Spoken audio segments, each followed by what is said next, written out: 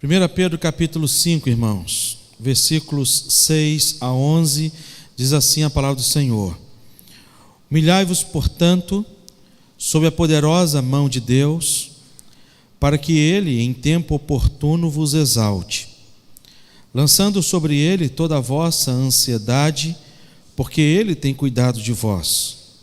Sede sóbrios e vigilantes. O diabo, vosso adversário, anda em derredor como leão que ruge procurando alguém para devorar.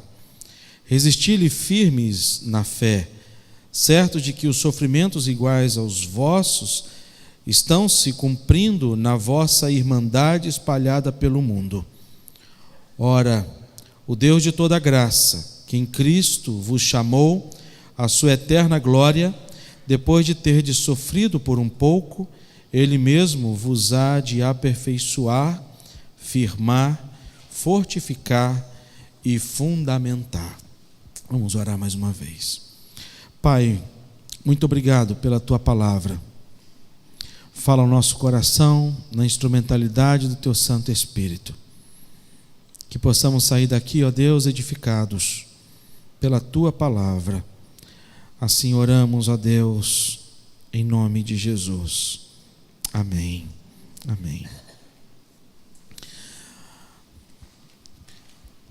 Diante da palavra de Deus, não apenas o texto que foi lido, mas toda a palavra de Deus, a gente percebe que há um mover de Deus em direção à sua criação de maneira muito amorosa, de maneira muito cuidadosa.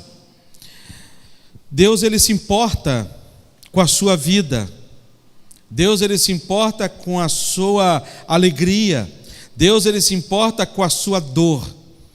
Deus, Ele não é um ser que não tem no seu coração essa insensibilidade. Pelo contrário, nosso Deus é um Deus sensível às nossas dores. No entanto, prova disso é a vida de Jesus Cristo, Jesus que viveu entre nós, e temos aqui nos evangelhos vários relatos da ação de Jesus Cristo que prova esta verdade. A gente percebe essa ação da sensibilidade de Deus com a dor do próximo, a ponto de Jesus viver um momento na sua vida em que ele chega até a chorar. Ele chora por ver a tristeza, o abatimento do coração de Marta e Maria, de saber a notícia, não apenas da notícia, mas ver o abatimento do coração dessas duas pessoas, de uma família que tanto ele amava. Esse texto, ele é uma carta. Toda carta, quando a gente vai ler uma carta, nós temos primeiro que analisar duas coisas importantes quando a gente lê uma carta. E antes de ler, primeira coisa que nós temos que identificar na carta é o quê? Quando você pega uma carta lá na sua caixa de correio, primeira coisa que você faz é o quê?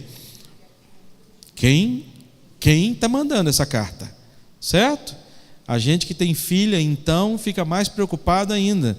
Porque ultimamente, agora até que nem tanto, né? Porque na minha época usava-se muito mais o correio, na minha época de adolescência, de juventude, do que hoje. Hoje é quase tudo por e-mail, tudo por WhatsApp, tudo por, né? Tem vários aplicativos para você enviar mensagens. Mas quando nós recebemos uma carta, a primeira coisa que a gente vê é, peraí, quem escreveu? E a segunda coisa é, para quem está endereçada esta carta? Se você for ler as cartas, você vai perceber que estas cartas, a única carta que não tem referência de quem escreveu foi a carta aos Hebreus. Então, diferentemente de todas as cartas bíblicas, a carta aos Hebreus não é uma carta que traz ali o seu remetente. Então, algumas pessoas afirmam que tenha sido apóstolo Paulo, algumas outras pessoas afirmam que tenha sido outra, mas não existe nada comprovado. Mas Todas as cartas, quando você lê uma carta, tanto de João, quanto as cartas de Paulo, quanto as cartas de Pedro, você vai perceber que logo começa a fazer a referência. Por exemplo, na segunda epístola de Pedro, vai dizer: Simão Pedro, servo e apóstolo de Jesus Cristo, aos que... E aí em diante. Quando a gente olha para a primeira carta de Pedro, a gente primeiro percebe que foi ele que escreveu. Não há dúvida nenhuma que foi Pedro quem escreveu esta carta. Na primeira epístola de Pedro, no capítulo 1, versículo 1, vai dizer: Pedro, apóstolo de Jesus Cristo.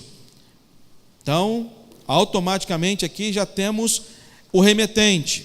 Pedro é quem escreveu esta carta.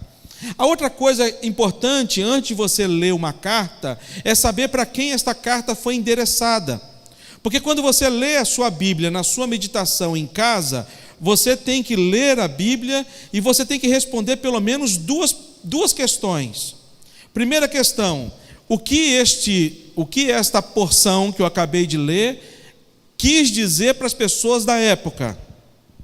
E a segunda pergunta que você tem que responder para você mesmo é: o que esta porção quer dizer para mim no tempo que eu estou vivendo hoje? Analisando a primeira questão, apóstolo Pedro ele também vai responder aqui. Apóstolo Pedro, servo de Jesus Cristo, aí ele vai dizer: aos eleitos que são forasteiros na dispersão do Ponto, Galácia, Capadócia, Ásia e Bitínia. Então, Pedro ele escreve uma carta para aqueles que estavam dispersos. É importante a gente absorver essa compreensão para que a gente possa entender a mensagem do capítulo 5. Pedro, ele era alguém que ao longo do ministério de Jesus Cristo, a gente percebe que Pedro, ele fez de tudo para que Jesus Cristo não passasse pelo sofrimento. Pedro era aquele cara que qualquer pergunta que se fizesse, era o primeiro que levantava a mão para poder querer responder. Quando Jesus ele pergunta para os discípulos: olha, estão dizendo que alguns estão afirmando que eu sou Moisés, outro Elias, e vocês quem dizem que eu sou? E Pedro na mesma hora levanta as mãos e já responde para Jesus Cristo.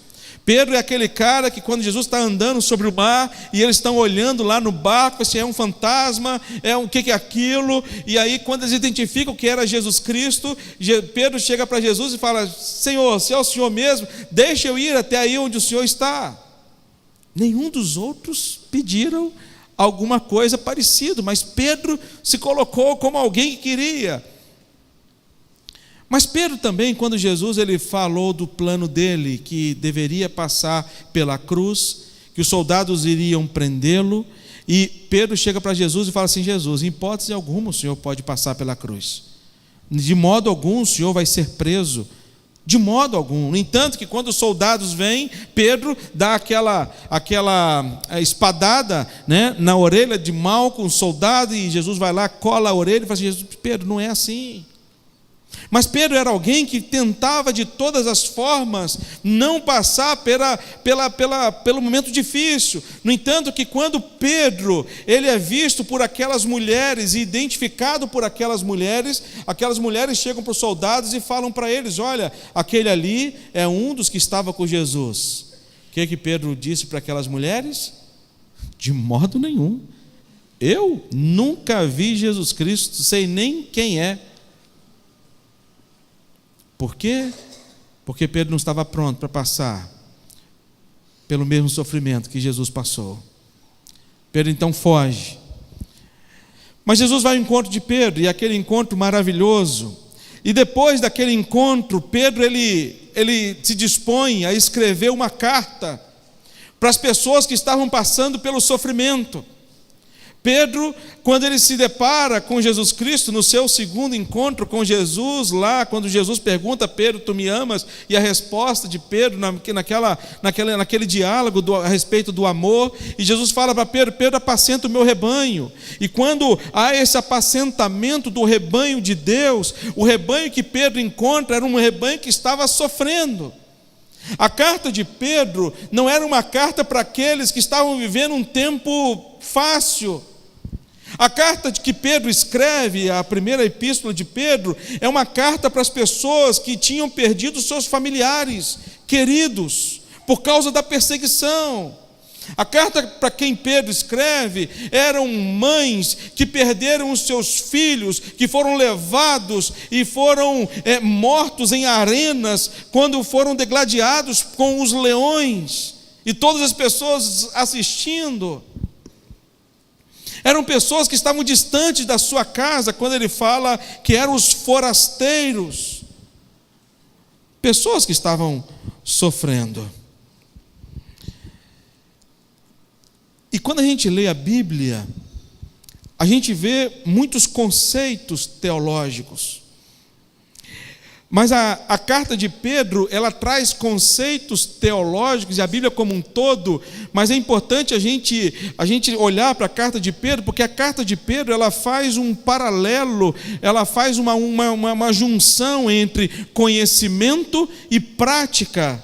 Ele fala para a gente que não basta apenas eu conhecer uma teologia sadia, e nós, reformados, temos o orgulho de dizer que a nossa doutrina é fundamentada na palavra de Deus, temos um conhecimento profundo das Escrituras, mas este conhecimento profundo das Escrituras tem que revelar na minha prática alguma coisa diferente daqueles que não a conhecem. Esta carta em especial, ele nos dá instruções específicas e muito práticas.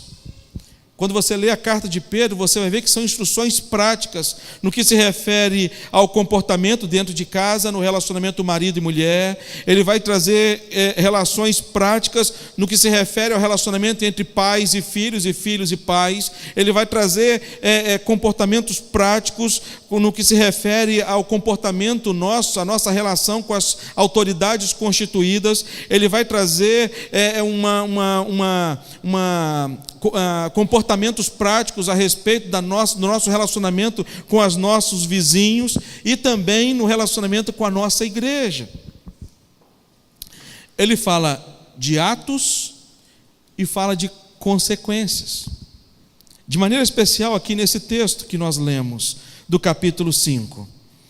No capítulo 5 que nós lemos, Pedro ele vai falar desses atos e consequências do relacionamento do homem para com Deus, e o primeiro ato e consequência, ele vai dizer para a gente, olha, humilhai-vos.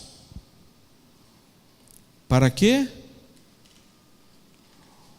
Humilhai-vos para quê? Para que ele vos exalte.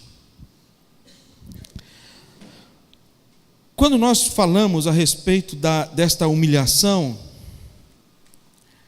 se tem alguma coisa que nós seres humanos não gostam, é de ser humilhado.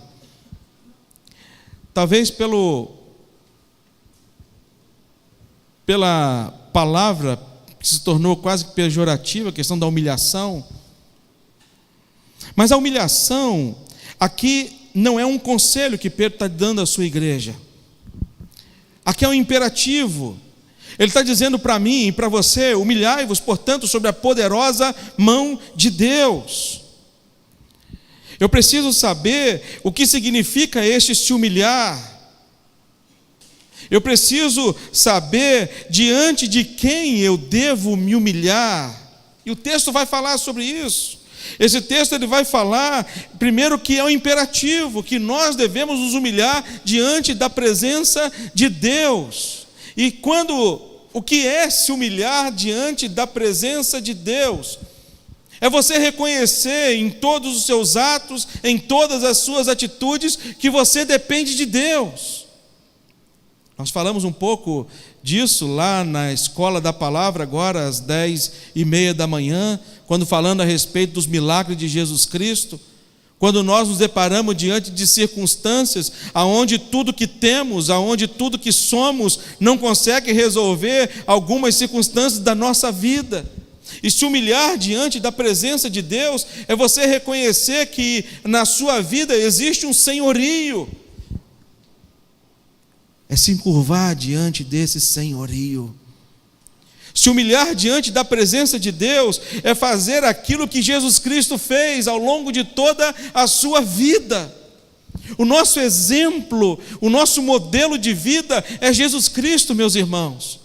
Que Ele se esvaziou de toda a sua glória e Ele veio morar nesta terra a ponto de se entregar por cada um de nós, a ponto de ser tentado por Satanás. Satanás chegou para Jesus Cristo e fez ofertas para Jesus Cristo tentadoras.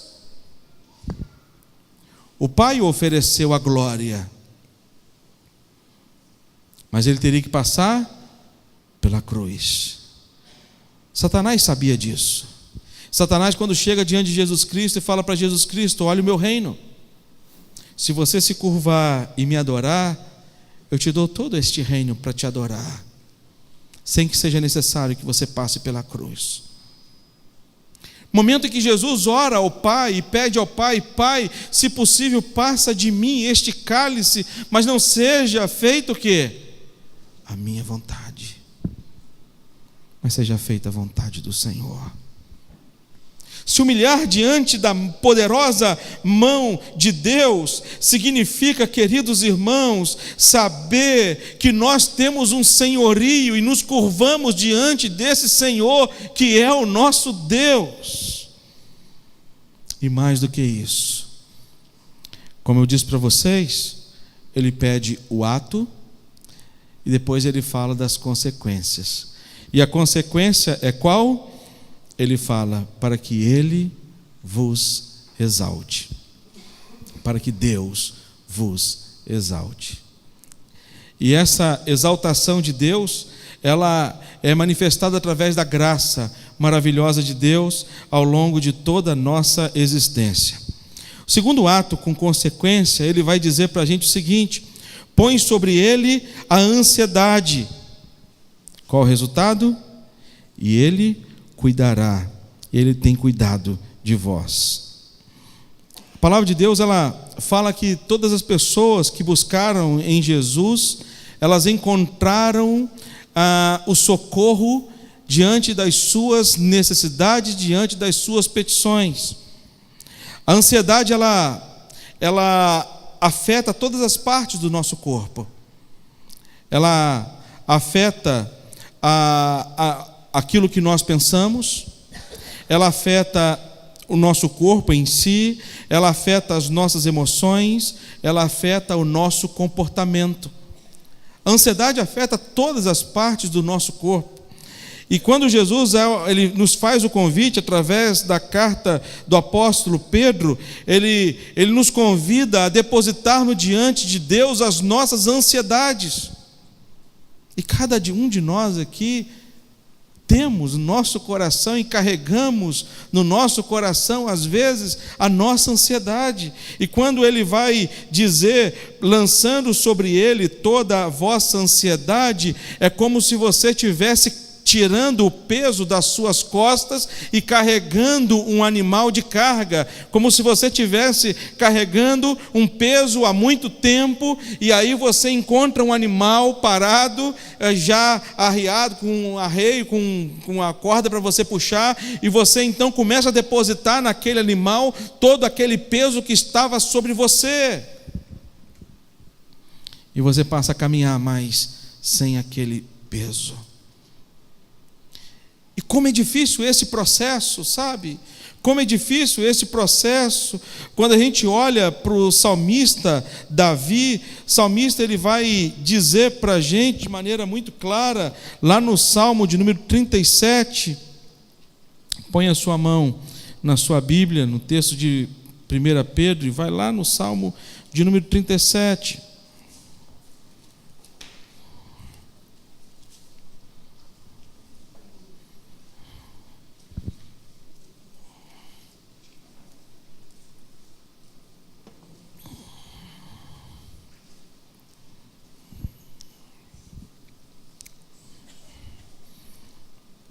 Quando ele vai dizer: confia no Senhor e faz o bem, habita na terra e alimenta-te da verdade.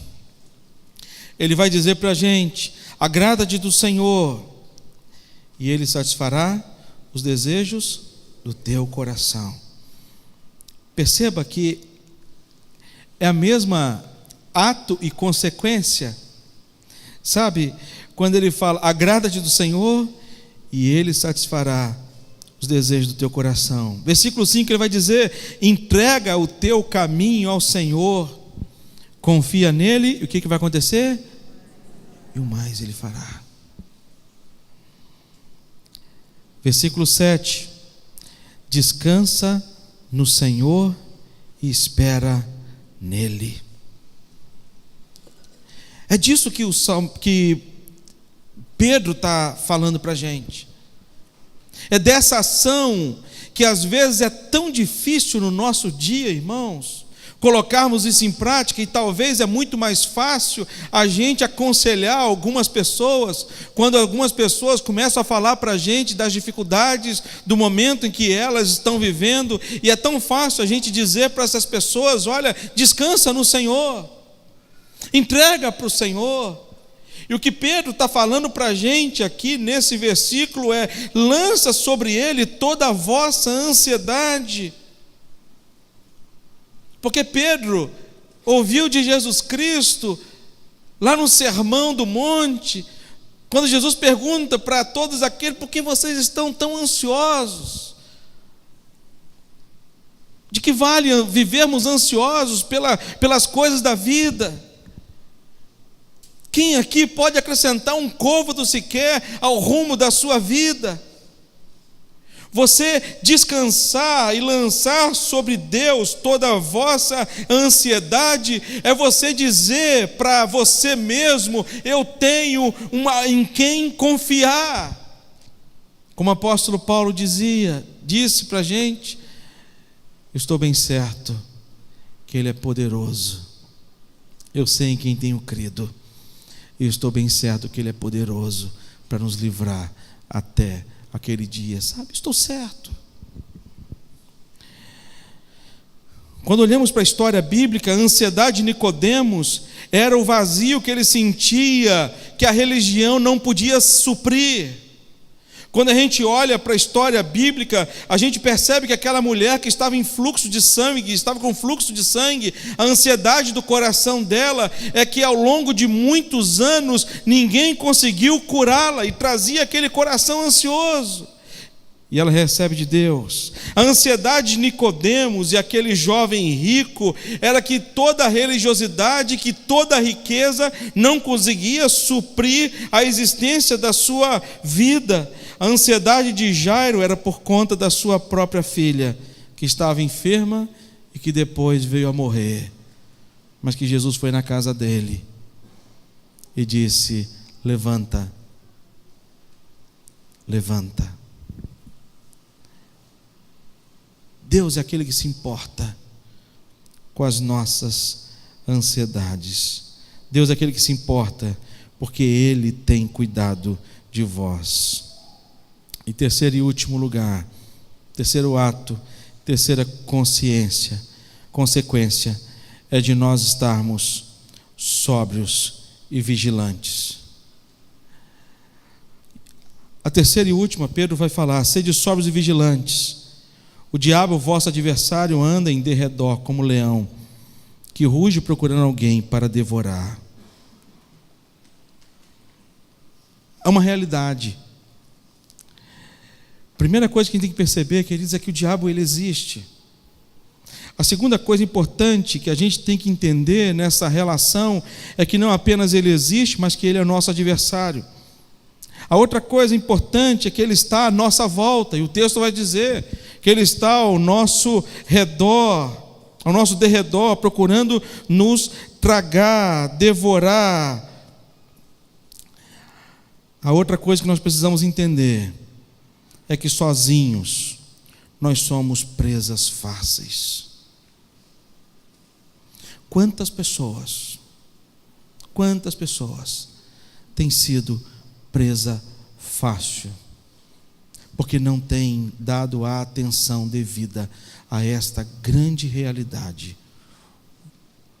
Por isso ele fala para a gente, sede sóbrios e vigilantes, estejam atentos atentos diante dessa ação, porque o inimigo das nossas almas é uma luta cruel, sabe por quê? Porque a gente não consegue ver aonde ele está.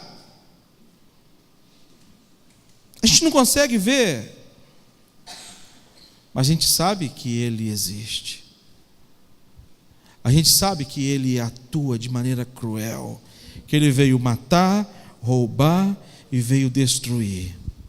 Mas uma coisa o texto vai dizer para a gente também no capítulo 5, quando ele vai dizer no versículo 9: resisti-lhes firmes, certo que sofrimentos iguais aos vossos estão se cumprindo em vossa irmandade espalhada pelo mundo. Então, em outras palavras, ele vai dizer, não é um sofrimento somente seu, mas é um sofrimento de todos nossos irmãos espalhados pelo mundo. Aí ele vai completar no versículo 10: ora, o Deus de toda graça, que em Cristo vos chamou à sua eterna glória, depois de terdes sofrido um pouco, Ele mesmo vos há de aperfeiçoar, firmar, fortificar e fundamentar. Se tem alguém que nos dá força para vencermos e lutarmos contra as hostes do inferno sobre a nossa vida e sobre a vida da nossa família, este alguém é Deus. Ele sabe que ele já está derrotado. Na cruz do Calvário, ele já foi derrotado por Jesus Cristo, quando Jesus Cristo declarou: está consumado. A vitória já nos foi outorgada em Cristo Jesus. Agora cabe a gente não querer lutar sozinho. Cabe a gente, todos os dias quando nós acordarmos, clamarmos a Deus: Senhor, dá-me a tua presença, me orienta no dia de hoje, me ajuda, não me deixe sentir forte, mas Deus, me deixe sentir fraco. Apóstolo Paulo fala que às vezes que ele mais se sentia fraco eram as vezes que ele estava mais forte, porque às vezes que nós nos sentimos mais fracos são os dias que mais nós procuramos ajuda. Quando nós estamos fortes, a gente não precisa de ajuda, a gente não precisa de ninguém que nos auxilie. E um grande ensinamento para a gente é Davi.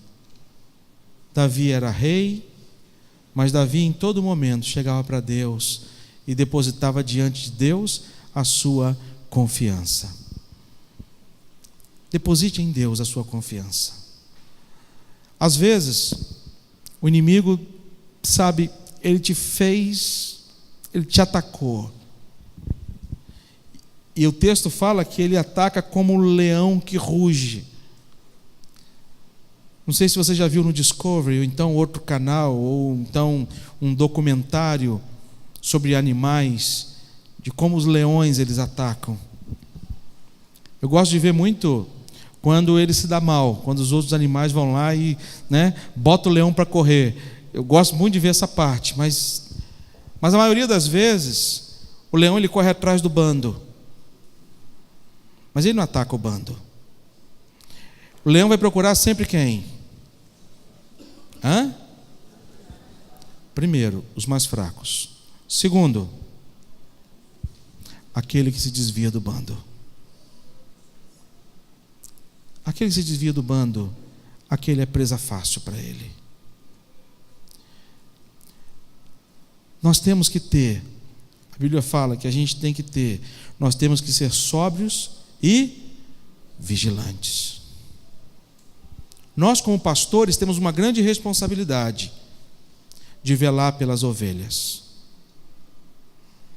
Nós temos uma grande responsabilidade e nós vamos dar conta diante de Deus do pastoreio. E eu falo comigo como pastor, reverendo Everaldo, reverendo Marcelo. Intercedemos, oramos. Não se desgarre, ovelha. Não se desgarre do bando. Porque quando você se desgarra do bando, você é alvo fácil para a presa de Satanás. Quando você está no bando, Os pastores estão para te proteger. E se alguma vez esse leão te arranhar, porque ele não pode te matar, porque você é ovelha de Cristo. Ele não tem poder sobre a sua vida. Ele não tem poder sobre a minha vida. Mas se ele te arranhar, ou se ele te morder, ou até mesmo se ele te machucar, saiba que você tem um lugar para ser tratado. E esse lugar chama-se igreja. Porque aqui tem pessoas sóbrias e vigilantes. Se você vier aqui às terças-feiras, aquela salinha aqui de trás, você vai encontrar pessoas vigilantes, pessoas que estão dobrando os seus joelhos, orando por você. Quando você está no seu trabalho, você pode ter certeza que tem pessoas vigilantes, dobrando o seu joelho, orando por você, não apenas a sua família, mas também os seus pastores. Mas você tem que fazer a sua parte. Você tem que se vigiar. Aqui você está protegido. Não por mim, mas estou falando no campo espiritual, irmãos. Quantas e quantas pessoas têm sido alvos. E a ação de Satanás, ele veio roubar, matar e destruir, mas não as nossas vidas, em nome de Jesus.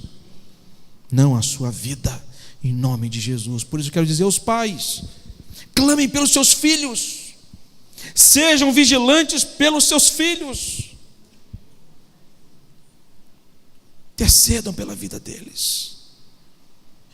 Eu tenho 3, nem todas as horas do dia eles estão comigo, mas eu clamo a Deus: Deus, aonde eu não estiver com os meus filhos, que o Senhor esteja com os meus filhos, a ponto de eles não se sentirem sós, a ponto dos meus filhos sentirem a presença do Senhor.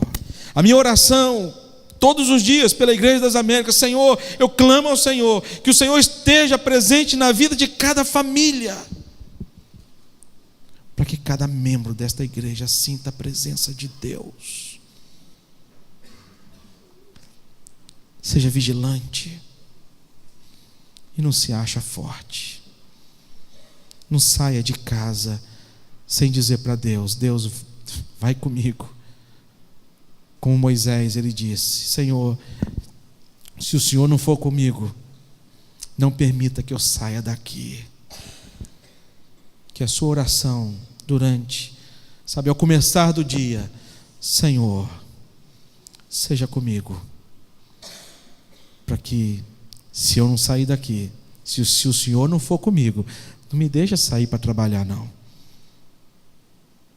Sabe, meus irmãos, o diabo tem sido muito cruel nesses tempos, mas eu vou dizer para vocês uma coisa: a gente sozinho, a gente não vence ele, mas a gente com Deus, ele não é nada para a gente.